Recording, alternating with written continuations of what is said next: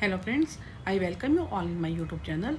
आज इस वीडियो में हम MPC 003 का ब्लॉक 4 का यूनिट 3 स्टार्ट करेंगे, जिसका नाम बिहेवियरल असेसमेंट है। इस यूनिट को हम 3 वीडियोस में कवर करेंगे। फर्स्ट वीडियो जिसमें हम आज जो है हम इसको यहाँ तक ख़त्म करेंगे, जिसमें हम डेफिनेशन ऑफ बिहेवियरल असेसमेंट की बात करेंगे एंड फंक्शनल बिहेवियरल असेसमेंट की बात करेंगे। सेकेंड पार्ट में हम केस स्टडी मेथड के बारे में बात करेंगे and in third video will discuss about the interview method and other measures. Now let's start. यहाँ से इसको स्टार्ट करेंगे। डेफिनेशन ऑफ बिहेवियरल असेसमेंट, इसमें क्या है, बिहेवियरल असेसमेंट का मतलब क्या होता है। पहले मैं आपको ब्रीफ कर दूँ कि बिहेवियर क्या होता है, जो हमारे एक्शंस में होता है। जैसे हम किसी सिचुएशन के साथ हम कैसे रिएक्ट करते हैं, कैसे उस चीज़ के साथ हम एक्ट करते हैं, वो हमारा होता है बिहेवियर। अब बिहेवियर असेसमेंट में हम क्या करते हैं, एक तो ओवर्ट बिहेवियर होता है हमारा, एक हमारा कोवर्ट बिहेवियर होता है। ओवर्ट बिहेवियर वो होता है जो कि हमारा दिखता है हमारे एक्शंस के अंदर, जिसको हम ऑब्जर्व कर सकते हैं, सामने वाला हमारे को ऑब्जर्व कर सकता है। कोवर्ट कौन सा होता है, जिसमें हमारी फीलिंग्स अटैच होती है, हमारी कॉग्निशंस होती हैं, जो हम जो है सामने वाला हमारे को हमारी एक्शंस में हमारे उसमें देख सकता है, लेकिन वो अंदर की हमारी जो फीलिंग्स होती हैं वो हमारा जो होता है कोवर्ट बिहेवियर होता है। तो मेन इसमें क्या होता है, बिहेवियर असेसमेंट में जब हम किसी चीज़ का हम देख लेते हैं, हमारा ओवर्ट बिहेवियर, हमारा कोवर्ट बिहेवियर, उसके बेस के ऊपर हम क्या करते हैं, जो हमारा मान लीजिए मेल एडेप्टिव बिहेवियर होता है, जो ऐसा बिहेवियर जिसको चेंज करने की जरूरत होती है, उसके लिए फिर हम क्या करते हैं, उनके कॉजेस को देखकर और फिर उसके बेस के ऊपर हम इंटरवेंशन को डिज़ाइन करते हैं, ऐसी स्ट्रेटजीज बनाते हैं जिससे हम उस मेल एडेप्टिव बिहेवियर को हम ठीक कर सके, उसको नॉर्मल बिहेवियर के अंदर कन्वर्ट कर सके। तो हमारा बिहेवियर असेसमेंट टोटल ये इनमें जो मैंने आपको बताया इसी पे बेस्ड है ना। स्टार्ट हम क्या इसकी जो यहाँ लिखा है उसको हम डिस्कस करते हैं कि behaviour assessment refers to assessing and measuring the various constituents of the behaviour that are indicative of a why a certain behaviour occur, कि एक सर्टेन टाइप का जो बिहेवियर होता है वो कैसे अकर होता है एंड उसके पीछे कारण क्या है, हम उसको देखते हैं। एंड दिस वुड इंक्लूड क्या, हमारे ओवर्ट बिहेवियर, फीलिंग्स है, कॉग्निशंस है एंड देयर कंट्रोलिंग वेरिएबल्स। जैसे मैं ओवर्ट बिहेवियर की आपको बात की, जो हमारा दिखता है बिहेवियर, उसके बाद जो कोवर्ट में जैसे हमारी फीलिंग्स आ गई, कॉग्निशन आ गए और उसके रिलेटेड जो है सारे वेरिएबल्स आ गए, इसमें हम करते हैं। अब उन्होंने क्या कहा, behaviour assessment focuses on what a person does rather on what a person has, कि एक जो बिहेवियर का मतलब क्या, हम क्या, हमारे एक्शंस क्या हैं, हम क्या करते हैं, रादर देन उसके कि हम क्या हैं, हमें इससे कोई मतलब नहीं है, लेकिन हमारा बिहेवियर कैसा, हमारे एक्शंस कैसे किसी एक पर्टिकुलर सिचुएशन के साथ, वो हमारा क्या होता है, बिहेवियर असेसमेंट उसको देखता है, उस पर वो फोकस करता है। It is also said the behaviour assessment is more on exploratory activity, हम ज़्यादा उस पर एक्सप्लोर करते हैं। एक्सप्लोर कैसे करते हैं, हम जो एक पर्टिकुलर जो बिहेवियर वो क्यों हो रहा है उसके रीजंस के ऊपर हम फोकस करते हैं, रादर दैन इसके कि हम क्या हैं उसके। एंड दिस डेफिनेशन एम्फेसाइजेस क्या चीज़, a hypothesis problem solving model of assessment. Hypothesis क्या होता है, हम एक एज्यूम करते हैं, हाइपोथेटिकल कहते हैं ना, किसी चीज़ का हम टेंटेटिव स्टेटमेंट बना लेते हैं। द गोल, उसका गोल क्या होता है, to identify appropriate intervention strategies in order to remediate specified behaviour problem. जब मैंने आपको बताया किसी का मेल एडेप्टिव बिहेवियर होता है, हम उसको कैसे उस पर फोकस करके उसको एसेस करके हम उसके बेस के ऊपर उसको कैसे हम ठीक कर सकते हैं, तो वो हम कैसे करेंगे, after designing appropriate intervention strategies. मान लीजिए मैं आपको एग्जांपल देती हूँ, हम एक स्कूल में जाते हैं, वहाँ पे हम जो है देखते हैं टीचर से बात करके कौन से बच्चे ऐसे हैं जो कि हाई स्कोरर है, कौन से है लो स्कोरर है। अब हम क्या करते हैं, एक ग्रुप बना लेते हैं, तो हाई स्कोरर का एक बनाते हैं हम लो स्कोरर का। अब लो स्कोरर वालों को अगर हम रीइंफोर्समेंट देते हैं, हम उनको कहते हैं अगर आप ऐसे करेंगे तो हम आपको प्राइज़ देंगे, आपको जो है इंसेंटिव देंगे, कोई रीइंफोर्समेंट देंगे, तो उसके बाद उनको रीइंफोर्समेंट देने के बाद फिर हम उनका बिहेवियर चेक करें, उनका बिहेवियर तब हम एसेस करें कि कुछ इम्पैक्ट आया कि नहीं आया। तो ये हमारी क्या होता है, हमने इंटरवेंशन स्ट्रेटजीज में हमने क्या बनाई, जिसमें हम जो लो स्कोर बच्चे हैं उनको हम मोटिवेशन दे रहे हैं कि अगर आप इस टाइप का अगर आप ऐसे करेंगे तो आपको हम रीइंफोर्स देंगे, आपको प्राइज़ देंगे, रिवॉर्ड देंगे। तो ये हमारा क्या होता है, इस तरह से हम उस बिहेवियर को ठीक कर सकते हैं। तो history of behaviour assessment can not be separated from the behaviourism as a paradigm of scientific psychology and its clinical application. इसमें क्या है कि जो हमारा जो बिहेवियर होता है हम उसको क्या साइंटिफिकली उसको स्टडी करते हैं, जो है साइकोलॉजिकल में, इसमें हम जो इनका जो बिहेवियर असेसमेंट कैसे होती है उनको साइंटिफिकली उस चीज़ को हम स्टडी करते हैं और उसको फिर अप्लाई करते हैं। 10 behaviour assessment began when complex human behaviours were first consider as a subject for scientific study. इन्होंने जो बताया कि इन लोगों ने जो है इसके बारे में फर्स्ट टाइम जो है साइंटिफिक स्टडी की थी। And since the 1960 4 main phases have been identified. इन्होंने अलग अलग तरह के इन्होंने फेजेज दिए हुए।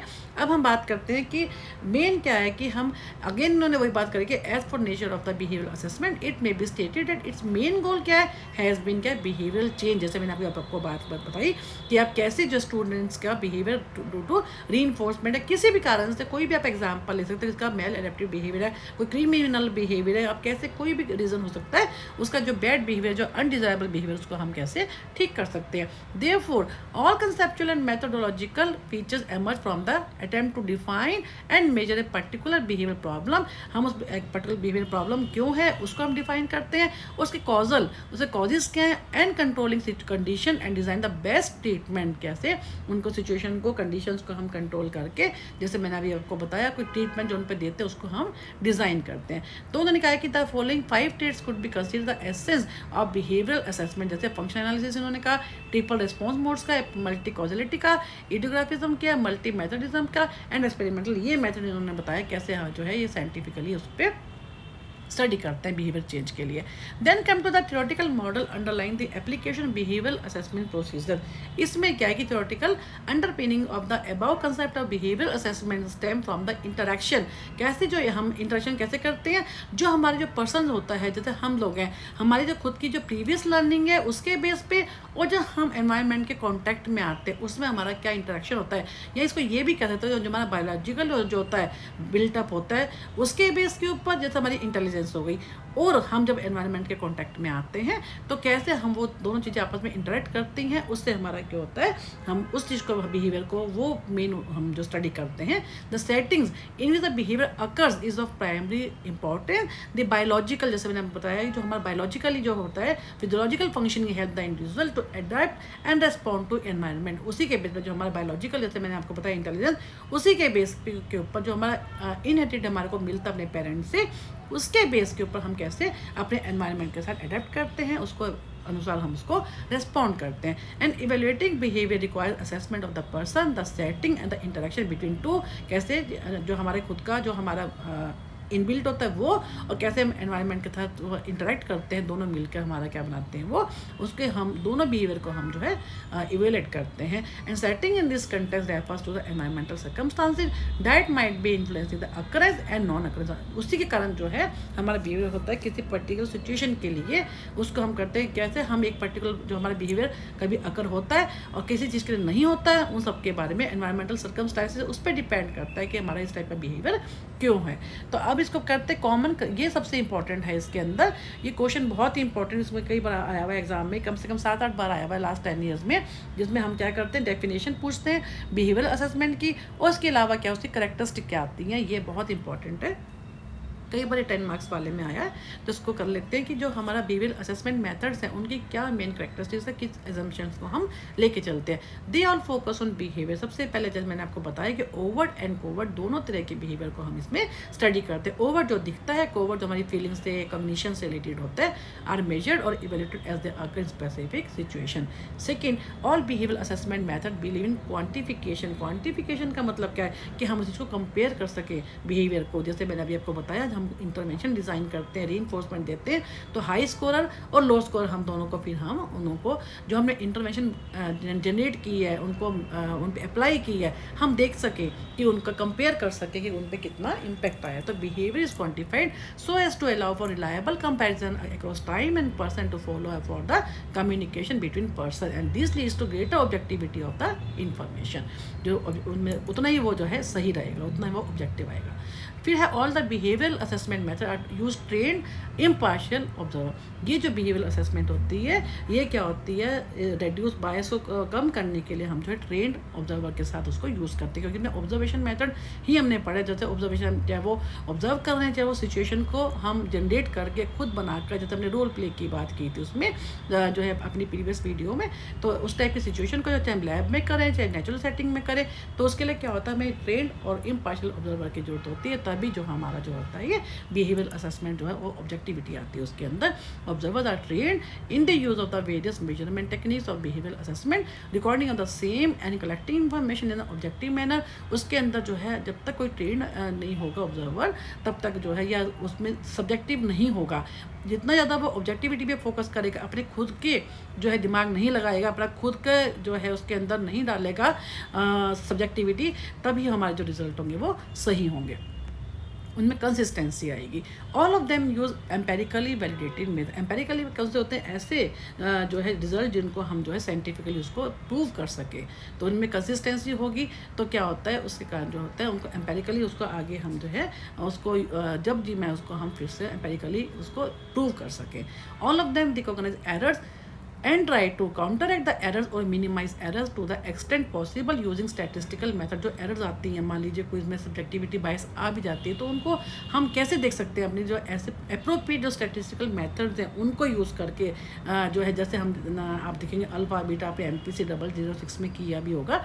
अल्फ़ा बीटा क्या होता है कि हम कितना हम लेवल्स ऑफ सिग्निफिकेंस से देख सकते हैं कि उनका जो है कितना उनमें एरर आई है। तो उसको हम अगर प्रॉपर स्टैटिस्टिकल मेथड को यूज़ करते हैं तो उतनी हम एरर्स को रिकॉग्नाइज करके उनको ठीक कर सकते हैं, उन पे काउंटरएक्ट हम उसको मिनिमाइज कर सकते हैं। All of this believe that behaviour concern occurs due to stimuli from the environment. सभी को पता है जो हम बिहेवियर करते हैं वो कैसे होता है कि हम एक पर्टिकुलर हमारा जो एनवायरनमेंट में हम एक जो हमारे को किसी स्टिमुलाई के प्रति हम कैसे बिहेव करते हैं। Assessment is directed toward discovering the situational influences कि एक पर्टिकुलर सिचुएशन के साथ हम कैसे बिहेव करते हैं। The emphasis on the public events and the direct observation of behaviour the natural environment. किस पर्टिकुलर सिचुएशन में हम कैसे बिहेव करते हैं वो डिपेंड करता है जो है डायरेक्ट हम कैसे देखते हैं, वो स्टिमुलाई के प्रति हम डायरेक्टली हम कैसे एक्ट करते हैं, कैसा बिहेव करते हैं। फिर है all this assessment techniques depend not only on one but multiple sources. अब सिर्फ हम एक टेक्निक पे यूज़ नहीं करते, उसमें हमने क्या करा है इन्होंने कि जितना हमारे जो रिजल्ट्स आते हैं, जितना ऑब्जेक्टिविटी आए, जितना वो स्टैंडर्डाइज हों, उसमें क्या करते हैं हम सेल रिपोर्टिंग को यूज़ करते हैं। सेल जैसे फोकस ग्रुप ज़्यादा लोग हैं तो फोकस ग्रुप डिस्कशन को हम यूज़ कर सकते हैं, सेल रिपोर्टिंग कर सकते हैं, सेल मॉनिटरिंग फॉर्म होते हैं और खुद भी ऑब्जर्व कर सकते हैं, या सिचुएशनल मेथड को यूज़ कर सकते हैं। तो इसका मतलब ये है कि सिर्फ एक मेथड पर रिलाई ना करके डिफरेंट मेथड्स को हम टेक्निक्स को यूज़ कर सकते हैं for behavioural assessment. Then all the behavioural assessment technique ultimately place high emphasis on intervention. जैसे अभी इंटरवेंशन का मतलब क्या है, जैसे मैंने अभी आपको बताया कि किसी का बिहेवियर को ठीक करने के लिए उसको रीइंफोर्स देंगे या उसको ताकि उसको जो हम जो डिज़ायरेबल बिहेवियर है अपना, कि ताकि जो उसका बिहेवियर है वो जो अभी दिख रहा है जो गलत है उसको हम ठीक कर सकें। The primary purpose of assessment is not to categorise और label a person but to obtain information that will assist in developing effective intervention strategies. इसमें हम उसका बिहेवियर को हम ठीक कर सके प्रॉपर हमने किसी का बिहेवियर देख लिया, उसको ऑब्जर्व कर लिया, उसके कॉजेज़ को देख लिया, तो हमें फाइनली क्या करना होता है इंटरवेंशंस को अप्लाई करके उनको को बनाकर पहले हम इंटरवेंशन को डिज़ाइन करते हैं, फिर उनको अप्लाई करते हैं, फिर उनको इवेल्युएट करते हैं। ये जो है हमारा बिहेवियरल असेसमेंट के प्रॉपर टेक्निक होती है, पूरा उसका प्रोसेस होता है। And all the behavioural assessment technique are use continuous assessment. अब ये नहीं कि हमने एक बार किसी का बिहेवियर ऑब्जर्व कर लिया बस हो गया, अब उसको कंटिन्यूसली हमारे को उसके बिहेवियर को जो एसेस भी करना होता है। ये क्या होता है उसमें कंटिन्यूशन होनी चाहिए। आप जो है अभी नेक्स्ट ईयर में जब इंटर्नशिप करेंगे, मैंने उस पर वीडियो बनाई है, जो उसमें क्या होता है जब आप उसका बिहेवियर को आप ठीक करते हैं, उसको इंटरवेंशन करते हैं, उसको हम थेरेपी देते हैं, तो उसके बाद वो एसेस भी करते हैं। नहीं कि हमने केस स्टडी कर ली हमने उसको ख़त्म कर दिया, नहीं, हमें उसको आगे फॉलोअप भी चाहिए होता है। तभी तो पता चलता है जो हमने इंटरवेंशन स्ट्रेटजीज जो अप्लाई की हैं क्या वो वास्तव में जब तक उनको इवेल्युएट नहीं करेंगे, तब तक उनको फॉलो नहीं करेंगे, तब तक कैसे पता चलेगा कि वो सक्सेसफुल हुई है या नहीं हुई। फिर each of this behavioural assessment technique emphasises on the empirically based decision making process, क्योंकि हम उसको एम्पेरिकली उसको प्रूव भी तो कर सके, साइंटिफिकली जो हमने यूज़ की हैं टेक्निक उनको हम देख तो सकें कि वेदर दे आर इफेक्टिव और नॉट। फिर most of this behavioural assessment techniques focus on the individual person rather than group. ये जो बिहेवियरल असेसमेंट होती है टेक्निक ज़्यादातर ये क्या होती है एक सिंगल इंडिविजुअल पे करते हैं, उसके बिहेवियर को हम ऑब्जर्व करते हैं, ना कि ग्रुप्स को। तो ये ज़्यादा फोकस उसी पे करती है कि इंडिविजुअल के ऊपर रादर देन ग्रुप्स। फिर high emphasis is placed on the individual differences कि why individual is different from another, why one individual is different from the another individual. तो इसका हमारा मेन पर्पस क्या होता है कि वो भी डिपेंड करते हैं कि सिचुएशन टू सिचुएशन भी हम कैसे बिहेवियर को चेंज करते हैं, कैसे एक सेम सिचुएशन के लिए एक जो है इंडिविजुअल डिफरेंट ढंग से बिहेव करता है और जो दूसरा जो है वो डिफरेंट तरीके से करता है। तो ये हमारा जो है इस पर हाई एम्फेसिस इस पे होता है कि ऑन द इंडिविजुअल डिफरेंस उनकी स्टडी करना। Then all behaviour assessment technique not only look for the causes contributed, सिर्फ हमें कॉजेज को नहीं देखना but also try to solve the problem concern. जैसे मैंने आपको बताया कि लो ग्रेड स्टूडेंट्स हैं, उसके हमने देख लिया, पहले उनके हमने कॉजेज देख ली कि ऐसा वो क्यों कर रहे हैं, फिर उसके बाद हमें प्रॉब्लम को सॉल्व करना है, उनका भी हाई ग्रेड में लेके आना है। तो उसके लिए हमें प्रॉब्लम का सोल्यूशन भी देखना है। Once the cause is known, जब एक बार हमारे को कारण मालूम हो जाता है, देन हम we have to focus on the solution of the problem. Then all the behaviour assessment techniques focus on developing adaptive behaviour in the individual. अब जो है जब हमने बिहेवियर असेस कर लिया, उनकी जो हमने टेक्निक्स अडेप्ट की हैं, हमें अब ये जब हमने इंटरवेंशन हमने कर दी तो हमें ये देखना है जो उसका बिहेवियर है वो एडेप्टिव होना चाहिए एनवायरनमेंट के अनुसार। ऐसा तो नहीं जो जैसा हमने पहले बताया किसी का मेल एडेप्टिव बिहेवियर है उसको हम एडेप्टिव करना है तो with the help of the intervention. Intervention कैसे करेंगे, हमने उसका पहले बिहेवियर को, जो बिहेवियर हम उसने ठीक बिहेवियर नहीं है, डिजायरेबल बिहेवियर नहीं है, उसको पहले ऑब्जर्व करना है, फिर उसके रूट कॉजेज को देखना है कि वो किस कारण से कर रहा है, फिर उसके लिए हमने सॉल्यूशन ढूंढना है। सॉल्यूशन कैसे ढूंढेंगे, इंटरवेंशन को डिज़ाइन करेंगे, फिर उसको इम्प्लीमेंट करेंगे, फिर उसके बेस पे जो होगा हम इवेल्युएट करेंगे कि वेदर इट इज़ इफेक्टिव और नॉट। तो ये क्या है, जैसे इन्होंने लिखा है, the behaviour intervention should be design and implemented with the benefit of the particular person concern in the mind. जिसके ऊपर हमने स्टडी करनी है, जिसके बिहेवियर को हमने एसेस करना है, उनके लिए हम क्या करेंगे, इंटरवेंशन का बिहेवियर जो इंटरवेंशन होंगे उनको डिज़ाइन करेंगे, उनको इम्प्लीमेंट करेंगे, किस लिए, उनका बेनिफिट हो जाए ताकि जिसके बारे में हम स्टडी करना चाहते हैं। Then advantages and limitation. अब बिहेवियल असेसमेंट जो हम कर रहे हैं उसके एडवांटेजेस क्या है, बस सबसे पहले ऑब्जेक्टिव डाटा मिलता है इसमें, क्योंकि इसमें क्या होता है, provide objective data for deciding specific instructional content and the strategies for, क्योंकि हम इस पर इंटरवेंशन कर रहे हैं और उसके बाद उनका हम इवेल्युएट कर रहे हैं। तो इसमें क्या होता है, हमारे को जो रिजल्ट मिलते हैं data objectivity based. And behavioural assessment leads directly to the formulation of intervention. अब क्या होता है, डायरेक्टली हम उसके ऊपर जिसके ऊपर हम स्टडी करते हैं उसके ऊपर हम इंटरवेंशन को अप्लाई करके, इम्प्लीमेंट करके, फिर हम उस पर असेस करते हैं बिहेवियर को। And behaviour assessment can be undertaken in the setting in which the concern behaviour occur in simulated condition, जैसे हमने अभी पीछे किया था लास्ट वाले यूनिट के अंदर ही। दो तरह का हमने किया था बिहेवियर असेसमेंट में, एक तो ऑब्जर्वेशन था, दूसरा हमने क्या किया था situational.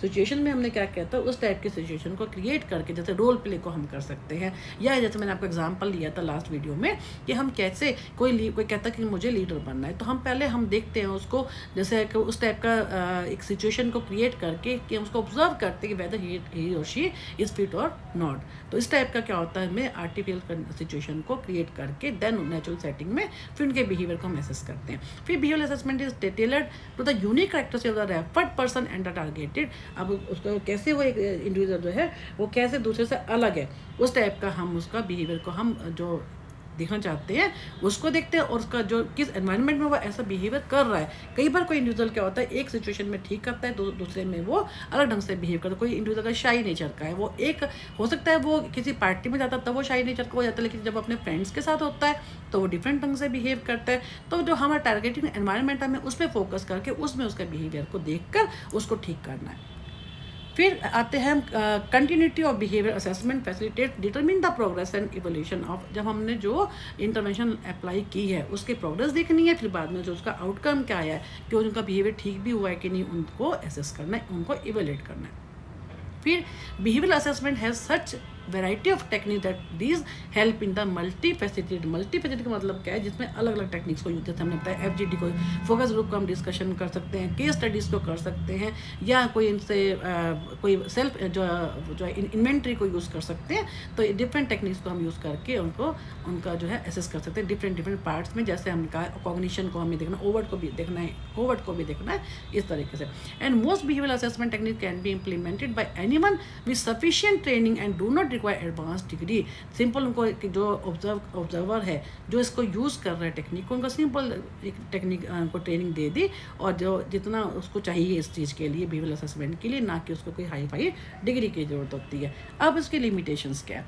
Much of the behaviour assessment is not standardise क्यों नहीं है? क्योंकि इसमें क्या होता है, सब्जेक्टिविटी कई बार हो जाती है।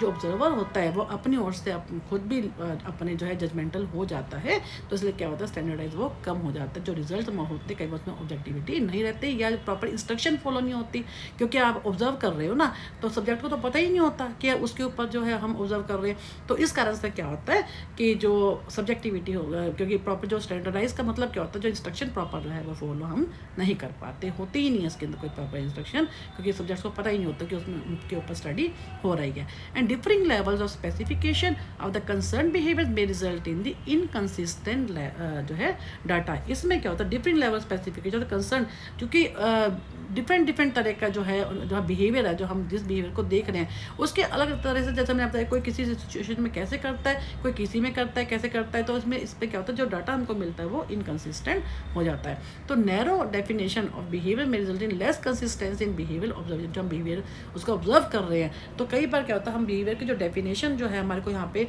इन्होंने जो दे रखी हैं, कई बार बिहेवियर की हमें पता ही नहीं होती है एग्जैक्ट डेफिनेशन क्या है, तो हम जो डाटा लेते हैं वो कई बार क्या होता है उनमें लेस कंसिस्टेंसी हो जाती है। फिर बिहेवियर असेसमेंट मेथोडोलॉजी में अपीयर रादर इजी, क्योंकि इसका हम कोई स्टैंडर्डाइज तो करते नहीं, कोई इंस्ट्रक्शन तो देते नहीं है, तो कई बार क्या होता है जो उनका बिहेवियर असेसमेंट जो मेथोडोलॉजी होती है वो बहुत ईजी होती है। तो इस कारण से क्या होता है उनको ठीक से ईजी होने के कारण वो ज़्यादा इसको वो ले लेते हैं ईजी में कि ये तो कोई भी कर सकता है, तो उसमें भी कई बार क्या होता है वो गलत हो जाती है, जो हमारी असेसमेंट होती है वो डिफेक्टिव हो जाती है, एंड जो इंफॉर्मेशन क्या होती है वो भी इनफेक्टिव हो जाती है। तो ये हमने जो किया अभी जो इसके बाद बिहेवियर असेसमेंट के बारे में, उसकी जो करैक्टरिस्टिक्स क्या होती है, ये बहुत ही इंपॉर्टेंट है एग्जामिनेशन पॉइंट ऑफ व्यू से। अब बात करेंगे फंक्शनल बिहेवियर असेसमेंट। ये क्या होता है? फंक्शनल बिहेवियर असेसमेंट में क्या होता है, इसमें हम ये देखते हैं कि जो एक इंडिविजुअल है वो ऐसा बिहेवियर क्यों शो कर रहा है, उसके पीछे के कारण क्या है, और वो इस पर्टिकुलर सिचुएशन में ऐसा बिहेवियर क्यों कर रहा है, why such type of behaviour happens. अगर कोई बैड बिहेवियर है तो वैसा बिहेवियर क्यों कर रहा है, उसके पीछे का कारण क्या है, तो उसको हम देखते हैं। Functional behaviour assessment FBA is an attempt beyond the to look beyond the obvious interpretation of behaviour as bad and determine what function it may be serving for the individual. अगर कोई बिहेवियर उसका bad behaviour है, जैसा behaviour दिखा है, तो वो हो सकता है हमें लगता है बैड है, लेकिन उसके लिए उस इंडिविजुअल के लिए उसका क्या बेनिफिट है, वो इंडिविजुअल ऐसा बिहेवियर क्यों कर रहा है, ठीक है ना। अगर मान लीजिए किसी उसके पीछे क्या कारण है तो बाद में मालूम होते हैं, पहले हम जैसे हम देखते हैं, मान लीजिए कोई बच्चा जो है वो अंगूठा चूसता है, तो उससे उसको तो सेटिस्फैक्शन मिल रही है ना, भले हमारे लिए वो बिहेवियर ठीक नहीं है। तो कहने का मतलब ये है कि ये डिपेंड करता है कि उससे उसका वो जो पर्पस है उससे उसका क्या पर्पस पूरा हो रहा है। तो truly understanding why the person behaves the way he और she does in the first step to developing strategies to stop the behaviour. सबसे पहले हमें क्या करना है, उसका बिहेवियर को देखना है कि वो सबसे पहला जो फर्स्ट स्टेप हमारा क्या होता है, और अगर उसका बिहेवियर हमने ऑब्जर्व कर लिया, फिर उसके बाद उसको स्टॉप करना है, कैसे करना है, उसके लिए हमें जो डेवलप करनी है स्ट्रैटेजीज। फिर the process usually involve documenting the individual behaviour in different situation में उसका बिहेवियर को डॉक्यूमेंट करना है, फिर इंटरव्यू करना, उसके फैमिली मेम्बर से उनसे बात करनी है, फिर जो इन्फॉर्मेशन हमारे को मिलती है about the behaviour of the individual, if necessary getting information from the work place. अगर वो काम करता है तो वहाँ पे भी जाना है, उसका बिहेवियर वहाँ पे भी पूछना है कि कैसा है, उनसे भी इन्फॉर्मेशन लेनी है, and many other related source, फिर और भी डिफरेंट रिसोर्सेज से इन्फॉर्मेशन लेनी है। तो कहने का मतलब कि डिफरेंट तरीके से हमारे को, जैसे हमने बताया कि कैसे सिचुएशन में वो बिहेव करता है उसको लेना है, उसके घर के लोगों से बात करनी है, उसके डिफरेंट सिचुएशन में कैसे बिहेव करता है उसको लेना है, उसके अगर जॉब करता है वर्क प्लेस से वहाँ से के बाद इन्फॉर्मेशन लेनी है, और इसके अलावा बाकी रिसोर्सेज जो भी हैं उससे रिलेटेड उनसे इन्फॉर्मेशन हमें कलेक्ट करनी है। तो उन्होंने क्या कहा है कि उसके बेस के ऊपर जो हम इंटरवेंशन को प्लान करते हैं। तो ये क्या है इसके बारे में। फिर उन्होंने कहा है कि behaviour assessment provide information that typically can not B obtain from traditional assessment but which is necessary for establishing effective remedial. अब कहते हैं जो ट्रेडिशनल मेथड से नहीं, बल्कि हमारे को उसके लिए जो हमें स्ट्रेटजीज बनानी है वो बहुत ज़रूरी है, जिसको हम कैसे बनाएंगे, उसके जो जैसा हमने अभी किया डिफरेंट तरीके से इन्फॉर्मेशन को लेकर, सिर्फ एक मेथड को यूज़ ना करके डिफरेंट मेथड को यूज़ करके फिर हमें इंफॉर्मेशन को रिमेडियल स्ट्रेटजीज को बनाना है, फिर उनको अप्लाई करना है। फिर वो कह रहे reliability validity issues in behavioural assessment. अब उन्होंने कहा कि रिलायबिलिटी वैलिडिटी इन बिहेवियरल असेसमेंट में कैसे होती है। जैसे रिलायबिलिटी को हम क्या कहते हैं, कोई भी टेस्ट होता है, कोई भी असेसमेंट होती है, उसको हम बार बार यूज़ करें सेम जो है सब्जेक्ट्स के ऊपर, सेम क्लाइंट्स के ऊपर, तो हमें वही रिजल्ट्स मिलते हैं। That is called the reliability of that particular assessment. What is validity? Validity हम क्या कहते हैं कि जिस कंस्ट्रक्ट के लिए, जिस पर्पस के लिए हमने वो एक असेसमेंट की है, जो हमने इंटरवेंशन की है, अगर वो उस पर्पस को पूरा करती है तो हम क्या कहते हैं, वो वैलिड है। तो reliability in behavioral assessment refers to agreement between observer viewing the same behavior at the same time or say single observer observing the same behavioral sequence in the different occasion। यानी अगर मैं एक ही behavioural assessment को दो अलग अलग observer use कर रहे हैं तो दोनों के रिजल्ट सेम आए, तब भी हम कहेंगे रिलायबल है। या एक ऑब्जर्वर भी यूज़ कर रहा है उसको, तो उसमें क्या होता है, वो डिफरेंट ओकेजन में उसको जो रिजल्ट्स मिल रहे हैं वो भी अगर सेम आते हैं तो हम कहते हैं वो रिलायबल है। On the other hand validity क्या होता है in behavioural assessment refers data obtain from the one measure, जैसे हमने क्लासरूम ऑब्जर्वेशन को किया, being predictive of the behaviour obtain through other measure. हमने उनका क्लासरूम में जो ऑब्जर्वेशन किया, हमने उसको उस मेजर को यूज़ किया।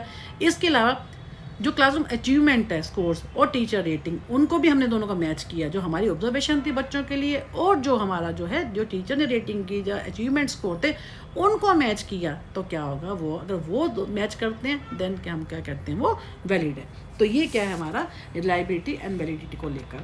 अब हम बात करते हैं uses of behavioural assessment. Uses में क्या करेंगे हम? यूजेस में क्या है कि हम कैसे कहाँ पे इसको यूज़ करेंगे। Behavioural assessment is used in many situation and for many purposes. कई उनमें ये यूज़ होती है। फॉर एग्जाम्पल स्क्रीनिंग के लिए, कहीं हमें जॉब के लिए स्क्रीनिंग लेनी है तो हम बिहेवियरल असेसमेंट देखेंगे, उनका प्रॉब्लम है कोई, उसको आइडेंटिफाई करने के लिए होती है, एनालिसिस करने के लिए। And for selection of a good intervention programme, जो हमें कोई इंटरवेंशन डिज़ाइन करना है, कोई प्रोग्राम बनाना है, तो उसके लिए भी हम इसको यूज़ करते हैं। तो जैसे इन्होंने क्या कहा, कैसे कि has the treatment been administered as plan, कि जो हमने इसमें हम क्या चीज़ देखते हैं, some of the issues on which assessment will be done. कौन कौन से इश्यूज होते हैं? Has the treatment been administered plan, जैसा हमने ट्रीटमेंट क्या होगा, जो हम इंटरवेंशन की बात कर रहे हैं, जो हम सोल्यूशन की बात कर रहे हैं, कि जो हमने जैसा सोचा था हमने वैसे ही एडमिनिस्टर किया है।